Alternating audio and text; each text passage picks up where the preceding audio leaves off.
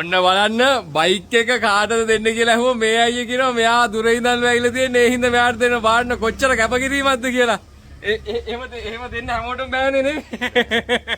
මටත් අනිවාර්යෙන් බයික් එකක් ඕනේ. ඉතින් කරන් දෙයක් නැහැ. ඉතින් මෙයා ඉතින් හොඳ පොල්ලෙක් ඉතින් දුන්නේ. එයාට දුන්නේ. ගෙදරින් දැක්කොත් ඉවර. මේ ඇත්තටම මේ දෙන්න දන්නවා මේ බයික් එක මම අරන් දෙන්නේ 7 වහක් ලාභයක් නැතුව. ඇත්තනේ මං කියන කතාවනේ.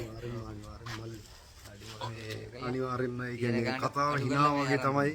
අනිවාර්යෙන්ම අවංකවම කතා කරන්නේ මිනිස්සු එහෙම වැරදියට හිතන්න එපා කවුරුත්. එහෙම බොරු කියනවා නම් බන එහෙම හිතන්න එපා. අවංකවම. බොහොම ස්තුතියි. මේ වචනේ හරි වටිනවා ඉතින්. ඔන්න TVS බයික් එකක් ඔයාලට පේනවා ඉංග්‍රීසි අකුරු 3ක් අලුත් බයික් එකක් টොප් කන්ඩිෂන් තියෙනවා. ඉතින් අරන් පදින්න විතරයි තියෙන්නේ. සම්පූර්ණ ගානම වගේ ලීස් එකක් දෙනවා. ඉතින් මේ වල්ලිට අපි දෙන්නේ මේ බයික් එකක් කොහෙවත් නැහැ. ලක්ෂ 3න් අඩුව හොයාගන්න සාමාන්‍ය තියෙන්නේ මේ ගණන් තමයි. නමුත් අපි මේ වල්ලිට මේ බයික් එක දෙන්නේ 1,99,000කට.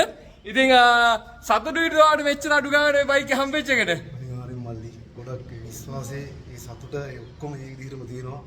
මොන හරි ප්‍රශ්නයක් බයික් එක දුන්නොත් කියනවා එහෙ හිටියත් අපි මෙහෙ ඉඳලා හදලා දෙනවා කොහොමද ඇවිල්ලා හරිද. ඉතින් ඔන්න ඒගොල්ලගේ සතුටත් හරි මේ දුක නැහැනේ දුරින් ඉඳන් ආවට පාඩු නැහැනේ නේ. ඉතින් මේ බාන්න මේ සහෝදරයා බදුල්ලි දැන් ඇවිල්ලා තියෙන්නේ මේ එච්චර දුර දැන් ඇයි මගෙන් බයික් එකක් ගන්න ආවේ. අනිවාර්යෙන් මල්ලි විශ්වාසයක් හදලා අනිවාර්යෙන් වෙනවා. දැන් මම මොන බයික් එක දුන්නත් ඔයා ෂුවර් එකට ගන්න හොඳයි කියලා. අනිවාර්යෙන්ම ගන්න. ඒ තරම් මා විශ්වාසයි. අනිවාර්යෙන්